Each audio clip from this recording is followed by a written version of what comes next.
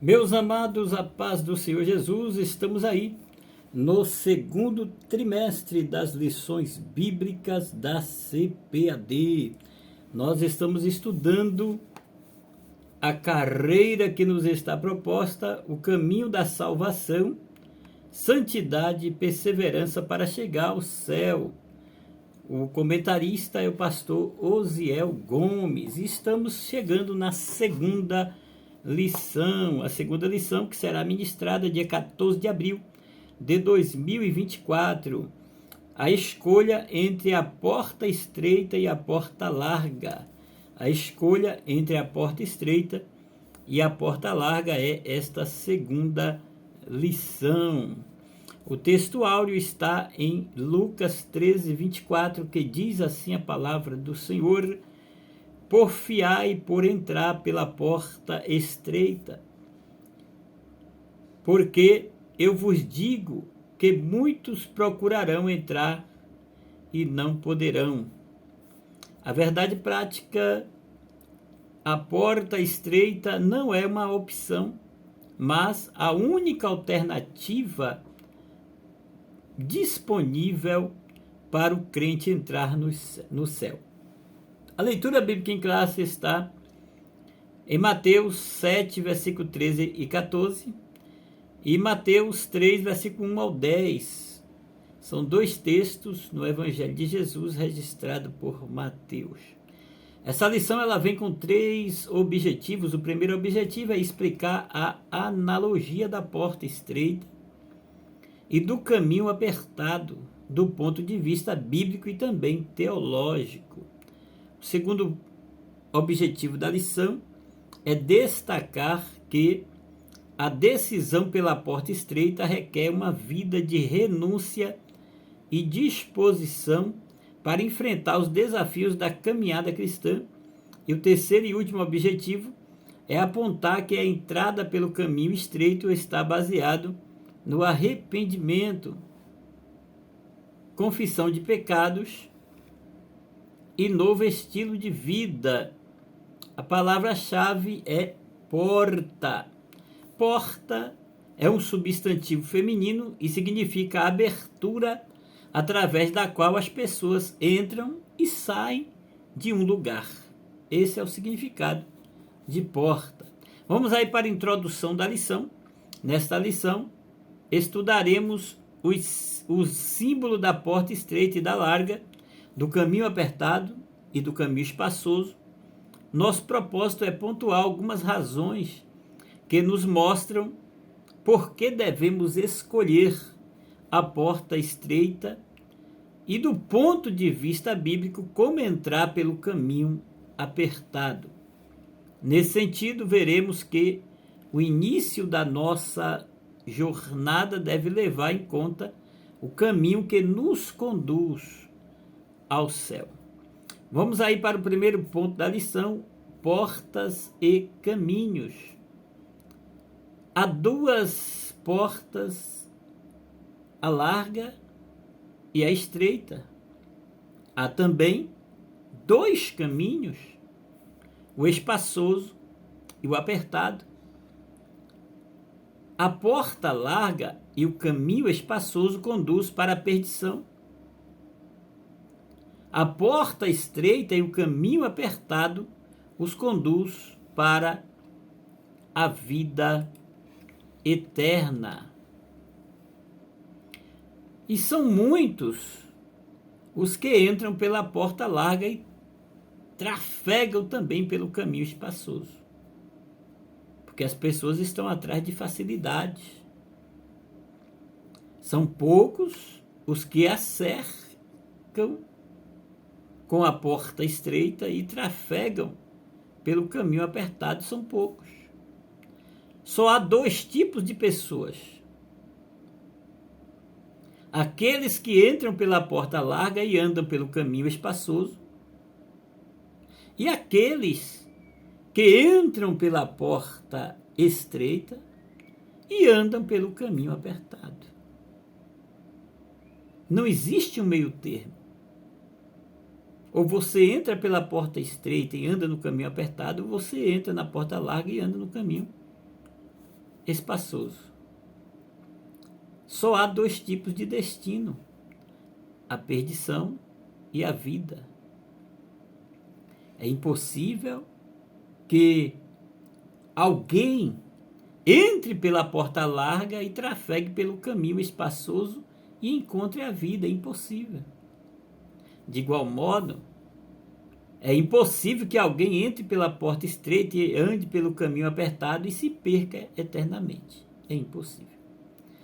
Então vamos aqui para o primeiro tópico da lição, é a porta estreita. Entrar pela porta estreita é assumir um compromisso pessoal com Deus. A entrada pela porta estreita, ela é individual. Ninguém entra por essa porta por procuração ou por atacado. Não, senhores. O relacionamento com Deus é individual. Os pais não podem representar os filhos, nem os filhos os pais. A esposa não pode levar o marido consigo de carona e nem o marido levar sua esposa. A responsabilidade de entrar pela porta estreita, andar no caminho estreito, é pessoal. Esta porta é Jesus, ô glória. Só quem entra por esta porta tem liberdade, provisão e salvação. A ideia de uma porta estreita como caminho para a vida está presente tanto na literatura judaica quanto na literatura cristã. Por exemplo, essa concepção é encontrada também no Antigo Testamento, em Provérbios 15, 24. O caminho da vida conduz para cima. Quem é sensato para que ele não desça à sepultura? Olha que coisa tremenda. Nós sabemos que a porta é uma entrada existente em um edifício ou um muro de uma cidade, algo muito comum nos tempos antigos, em que a cidade era toda murada e ao redor de todo o edifício havia uma porta estreita. Era por meio desta porta que todos entravam e saíam da cidade. Vamos para o outro tópico da lição, caminho apertado. O caminho apertado não é um conjunto de regras, mas Cristo Jesus é este caminho. O próprio Jesus disse: eu sou o caminho. Ninguém vem ao Pai senão por mim. Não há salvação em nenhum outro, queridão. Só Jesus salva. Quando nós falamos de caminho apertado, apontamos para a conduta, a maneira de viver que evidencia a salvação ou a perdição. Nesse sentido, a linguagem figurada do caminho apertado, conforme está em Mateus 7, aponta para os que desejam uma vida eterna.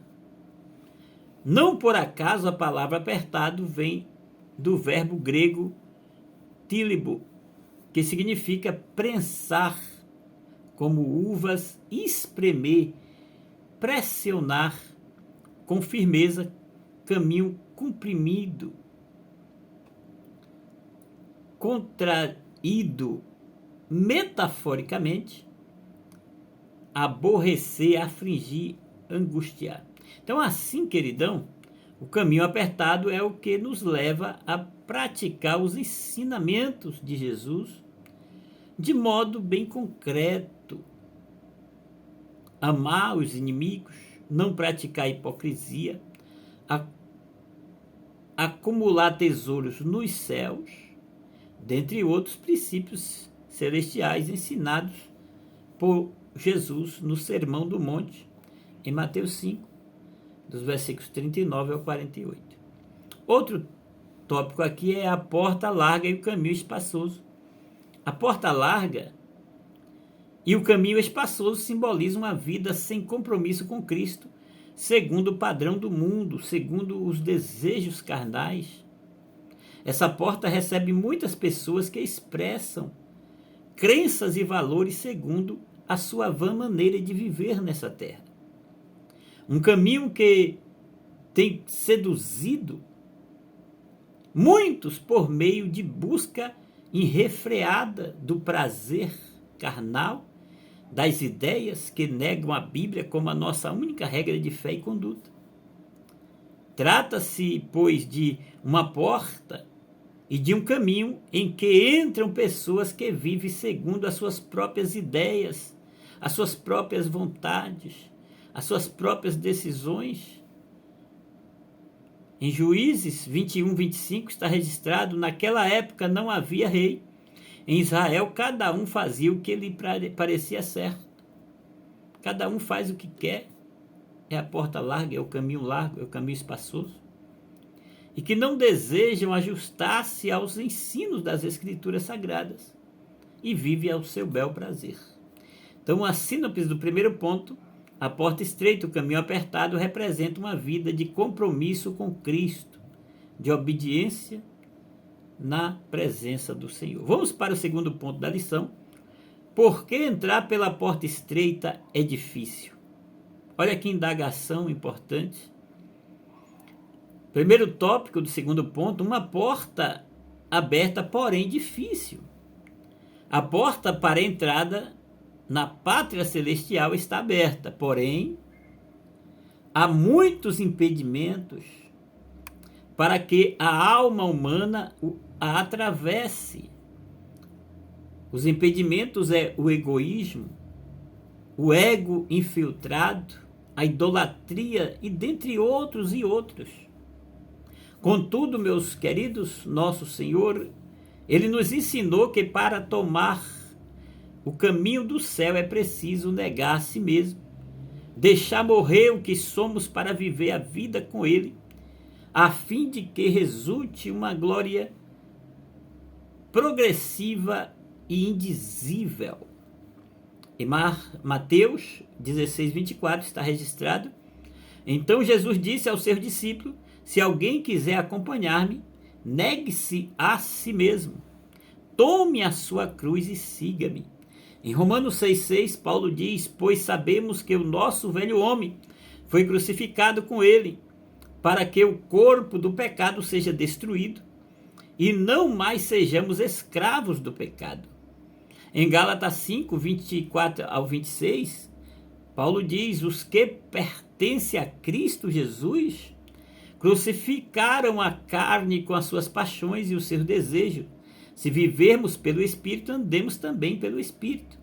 Não sejamos presunçosos, provocando uns aos outros e tendo invejas uns dos outros.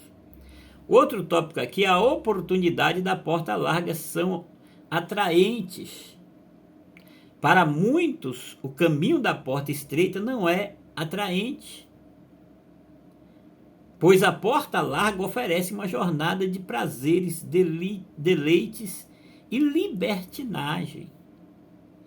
Entretanto, os que andam nesse caminho largo são denominados pelas ilusões e dominados por tudo que eles almejam, as ilusões da vida. Entretanto-se numa sedutora fantasia, é um mundo de fantasia. É um caminho de apego prazeroso ao mundo e de desprezo a Deus. A primeira epístola de João, capítulo 2, versículo 15 ao 17, olha o que está escrito: não ame o mundo nem o que nele há. Se alguém ama o mundo, o amor do Pai não está nele. Pois tudo que há no mundo, a cobiça da carne, a cobiça dos olhos e a ostentação dos bens, não provém do Pai, mas do mundo. O mundo e a sua cobiça passam, mas aquele que faz a vontade de Deus permanece para sempre. Oh, glória! Tragicamente, querido, todos os que amam o mundo não terão direito a entrar nos céus. Em 1 Coríntios 6, 9 e 10, vocês não sabem que os perversos não herdarão o reino de Deus? Não se deixe enganar, nem imorais, nem idólatras, nem adúlteros, nem homossexuais, passivos ou ativos, nem ladrões, nem avarentos, nem alcoólatras, nem caluniadores, nem trapaceiros herdarão o reino de Deus. Olha o que está em Gálatas 5, 19 a 21. Ora, as obras da carne são manifestas: imoralidade sexual, impureza e libertinagem, idolatria, feitiçaria, ódio, discórdia, ciúmes, ira, egoísmo, dissensões, facções, inveja, embriaguez, orgias e coisas semelhantes. Eu os advirto, como antes já os adverti, que os que praticam estas coisas não herdarão o reino de Deus.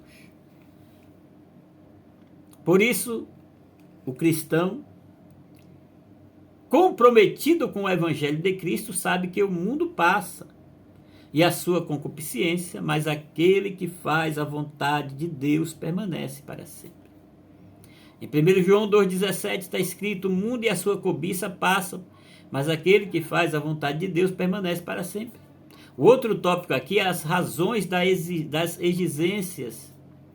Diferentemente da porta larga e do caminho espaçoso, a porta estreita e o caminho apertado requerem uma transformação interior, uma decisão pessoal e uma disposição em seguir na contramão da maioria. Só começa a trilhar pelo caminho da porta estreita quem se reconhece em Cristo como um pecador. Você reconhece seu estado de pecador, você se entrega ao Senhor e uma transformação acontece na sua vida. Em 2 Coríntios 12, 9, é o que Paulo diz: mas ele me disse, minha graça é suficiente para você, pois o meu poder se aperfeiçoa na fraqueza, portanto eu me gloriarei ainda mais alegremente em minhas fraquezas, para que o poder de Cristo repouse em mim. E com disposição de viver uma vida dirigida por Deus, como um novo começo, que está lá em 2 Coríntios 5,17. Portanto, se alguém está em Cristo, nova criatura é, as coisas velhas passaram, eis que tudo se fez novo. A partir dessa jornada, o Evangelho nos faz caminhar em santidade, seguir os passos de Jesus e andar como ele andou. Está em 1 Epístola de João 2,6. Aquele que afirma que permanece nele deve andar como ele andou. Oh, meu Deus, é forte. Então, estaremos prontos para criar raízes e enfrentar os obstáculos de nossa jornada cristã. Em Lucas 8, 13 e 14 está escrito: as que caíram, fala sobre as sementes. E aí nós entendemos que precisamos estar com essa semente da palavra dentro do nosso coração, guardada. Davi, ele disse: guardei a tua palavra no meu coração para não pecar contra ti. A síntese do segundo ponto diz: seguir pelo caminho apertado requer uma disposição em seguir na contramão da maioria. Vamos fechar a lição aí. Terceiro ponto da lição: entrando pela porta e pelo caminho do céu. Primeiro tópico: arrependimento de pecados. Por meio das palavras do arauto divino João Batista, em Mateus 3, versículo 1 ao 10, a mensagem pregada por ele para entrar no reino de Deus é o arrependimento. João é uma voz que ecoa entre a antiga e a nova aliança, confirmando as palavras dos profetas do Antigo Testamento, pois a sua mensagem de arrependimento era a mesma pregada por Isaías, Jeremias e aí por diante.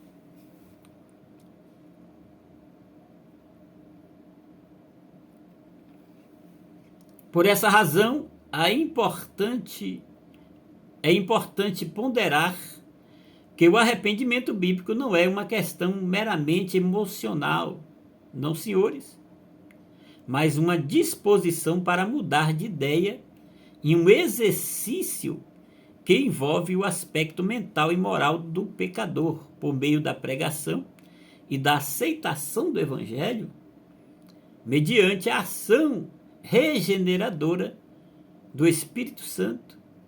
Aí o pecador, ele renuncia ao pecado, reorienta a vida e firma uma resolução de deixar o caminho espaçoso para tornar-se andar no caminho estreito que conduz para a vida eterna.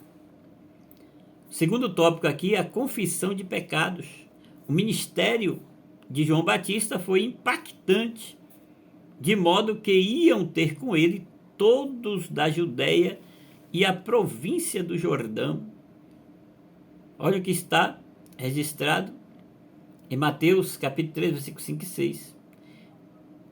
A ele vinha gente de Jerusalém, de toda a Judéia e de toda a região ao redor do Jordão, confessando os seus pecados, eram batizados por ele no Rio Jordão. Os quais iam até João, eles confessavam os seus pecados para serem batizados. Ora, a Bíblia registra que todos pecaram e separados estão da glória de Deus, está em Romanos 3, 23. Pois todos pecaram e estão destituídos da glória de Deus. Sem que o homem reconheça que é um pecador, jamais compreenderá que precisa de um Salvador. Nesse aspecto, a confissão pessoal dos pecados é uma perspectiva nova que aparece com o ministério de João Batista. Em Israel, a confissão era nacional e se dava em um dia especial, como o dia da expiação. Está lá em Números 5:7, você pode confirmar. Então, por meio do modelo da vida de João Batista, a confissão de pecados passou a fazer parte da tradição cristã também. Desse modo, a pessoa confessa os seus pecados. Nós podemos confirmar em Salmos 32:5. Então reconheci diante de ti o meu pecado e não encobri as minhas culpas. Eu disse, confessareis minhas transgressões ao Senhor e tu perdoastes a culpa do meu pecado. Pausa. Então, afirmar que crê em Deus, o poderoso Salvador, lá em Romanos 10, 9 e 10, se você confessar com a sua boca que Jesus é Senhor e crê em seu coração que Deus o ressuscitou dentre os mortos, tu serás salvo. Pois com o coração se crê para a justiça e com a boca confessa para a salvação. É muito importante. Então, meus amados, quando o homem ele reconhece em confissão que é um pecador, ele recebe o perdão de seus pecados. Outro tópico aqui, produzindo frutos de arrependimento.